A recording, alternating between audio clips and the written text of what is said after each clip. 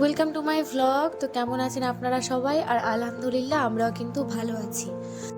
India ফাইনালসে উঠেছে, সেই জন্য কিন্তু সবাই মিলে ডিসাইড করেছে যে পিকনিক করব। মানে আমরা ডিসাইড করিনি, আমাদের হাজব্যান্ডগুলো সবাই মিলে ডিসাইড করেছে যে পিকনিক করব। তো পিকনিকটা হবে আমাদের চাচল বাড়িতে। তো সেই জন্যই কিন্তু আমরা, যেহেতু মাংসের জন্য আদা রসুন লাগবে, তো সেটা কাটতে বসে গেছি। মিলন আমাকে আগে বললে কিন্তু আমাদের বাড়িতে মানে রসুনগুলো সব ছুটানো ছিল, ও আগে বলেনি। কিন্তু কি করব, এসে দেখি যে ক্যারি ব্যাগ ভর্তি রসুন আর আদা পড়ে আছে, আর 8টা বেজে চলেছে ঘড়িতে। তো আমরা ভাবলাম যে ঠিক আছে, আমরা বসে না থেকে সেই কাজটাই শুরু করি, কারণ সবাই আসতে তো অনেক লেট আছে। তো আমরা এখন থেকে এটা শুরু করে দিই। টিভি জ্বালানো হয়েছে শিহাবের জন্য, নাহলে ও কিন্তু খুবই বিরক্ত করতো, কিছু কাজ করতে দিত না। তো ওই জন্য ওকে টিভি আমরা চালিয়ে দিয়েছি যাতে আমাদের ডিস্টার্ব না করে। আর আমরাও কিন্তু আমাদের কাজগুলো খুব সুন্দর মতো করছি। কাজগুলো বলতে জাস্ট আদা রসুন।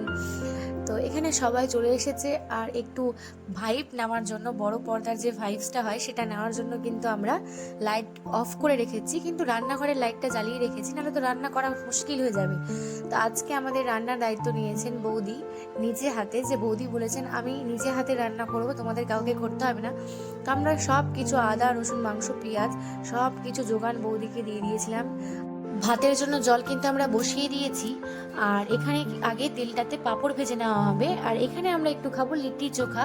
আমি আজকাল এত লিট্টি চোখা খাচ্ছি যে বলে বোঝাতে পারবো না। জানি না কেন এত ভালোবাসা আমার লিট্টি চোখার প্রতি। তো মাংস অনেকটা কষানো হয়ে গেছে। এবার সমস্যা হয়েছিল কি, গ্যাসটা যেহেতু ছোট আর মাংসের পরিমাণটা বড়, বলে মাংসটাতে জলটা টানছিল না, আর ওটা জল ছেড়ে দিচ্ছিল বলে রান্না থেকে যে স্মেলটা কাঁচা ভাবটা হয় সেটা কিন্তু কোনো মতেই যাচ্ছিল না। তো এখানে বসে আমরা সবাই একটু খেলা দেখছিলাম, কারণ রান্না যেহেতু বৌদি করছেন, আর বৌদি বলছে তোমরা সবাই রেস্ট করো একটু। তো এই জন্য আমরা সবাই বসে একটু গল্প করছিলাম, আর অনেকদিন পর পর দেখা হলে যা হয়। তো এখানে সবাই আমরা গল্প করছি আর এই যে খেলার এনজয় নিচ্ছি। এখানে আমার ছেলে আমাকে মারছে, কারণ আমি বলেছি ওর পাপাকে আমি নিয়ে নিবো তাই। তো এখানে আমাকে মারছে।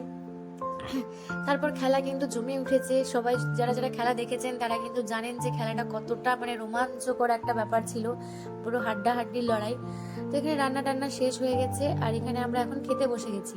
তো দাদাদের আবদার ছিল যে আজকে মেয়েরা প্রথমে খাবে আর ছেলেরা খাওয়াবে। তো সেরকম ভাবেই বাবলুদা কিন্তু সবাইকে ভাত বেড়ে দিচ্ছিল যে আগে আমরা আজকে খাবো। তো লিপিদির তো খুব ভালো লাগছিল, বলছে বাড়িতে এরকম রোজ রোজ হলে খুব ভালো হতো। তো যাই হোক, একদিনই ঠিক কিন্তু হচ্ছে তো। আর সোনার কিন্তু এখানে প্রচুর পরিমাণে খিদা পেয়ে গেছে, ও বেচারা সোফা থেকে উঠতে পারছে না, বলছে তাড়াতাড়ি তোমরা খাও আর উঠো, আমাকে খিদা পেয়েছে।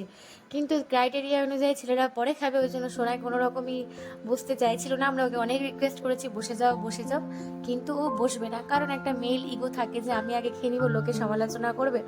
তো যাই হোক, সেরকমভাবে কিন্তু বাবলুদা আমাদেরকে মাংস দিয়ে দিল, আর আমরা খাওয়া শুরু করে নিয়েছি। তো যেটা বলা হলো না যে পরে কিন্তু আমরা বড় একটা ওভেন এনে মাংসটাকে ওই সেই বড় ওভেনে করেছিলাম, না হলে পুরো খাওয়া যেত না মাংসটা, এত কাঁচা স্মেল আসছিল।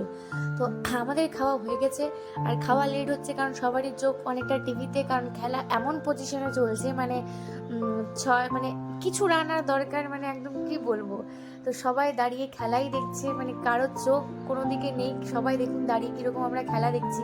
আর স্কোরবোর্ড দেখতে পাচ্ছেন 2 বলে 9 রান চাই, মানে কীরকম একটা ব্যাপার।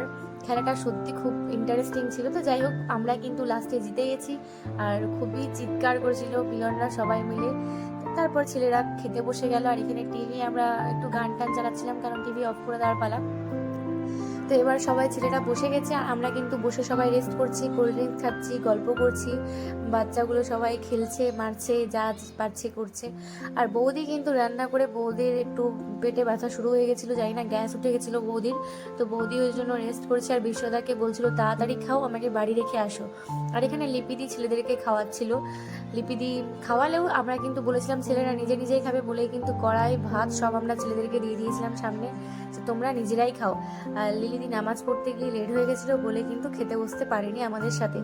তো যাই হোক, দিনটা খুবই মজাদার ছিল, সবার সাথে খাওয়া দাওয়া, সবার সাথে আনন্দ, সত্যি খুবই আনন্দের একটা ব্যাপার ছিল। মাঝে মধ্যে এগুলো প্ল্যানিং হওয়া উচিত, সবার সাথে একটা দেখা, সবার সাথে মানে ভালো একটা ব্যাপার। আর এখানে কিন্তু ঘড়ির কাঁটা থেমে নেই, 12টা বেজে পার হয়ে গেছে।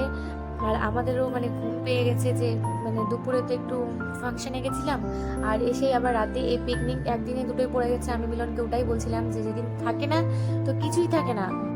আর যখন ইনভিটেশন থাকে তো সকাল দুপুর বিকেল সবসময় ইনভিটেশন থাকে, তো সেরকমটা সেদিনই ছিল, দুপুরেও ছিল ফাংশন, রাতেও ছিল। তো সত্যি টায়ার্ড হয়ে গেছিলাম। তো দিদিরা খেলেই কিন্তু আমাদের এখনো অনেক কাজ বাকি থাকবে।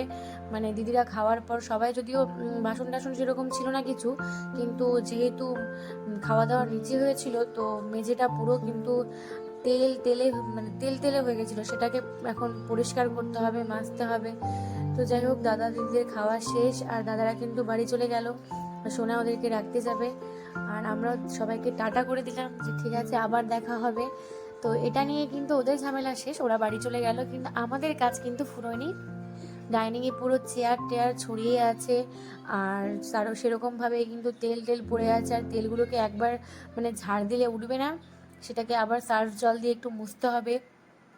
তো অনেকটা টেনশনে ছিলাম যে এখানে ঘড়ির কাঁটা 1টা বাজে আর মিফু পুরো টায়ার্ড হয়ে গেছে, মানে বিছানা দিলেই ও শুয়ে যাবে এরকম একটা ব্যাপার।